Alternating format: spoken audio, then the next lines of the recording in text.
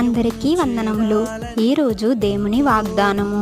మీరు శోధనలో ప్రవేశించకుండునట్లు మెలకువగా ఉండి ప్రార్థన చేయుడి. మత్తయి సువార్త 26వ అధ్యాయము 41వ వచనము. మనకు ఏమైనా శోధన కలుగుతుందేమో అని ముందుగానే గ్రహించి శోధనలో పడకుండునట్లు మనం మెలకువగా ఉండి ప్రార్థన చేయాలి. మనం ప్రార్థన చేయునప్పుడు ఏ శోధనలో పడకుండా దేవుడు మనలను కాపాడతారు. ఒకవేళ ఏమైనా శోధన మనకు ఎదురైతే మనం ప్రార్థన చేసిన ఎడల ఆ శోధన నుంచి ఆయనే మనలను తప్పించును.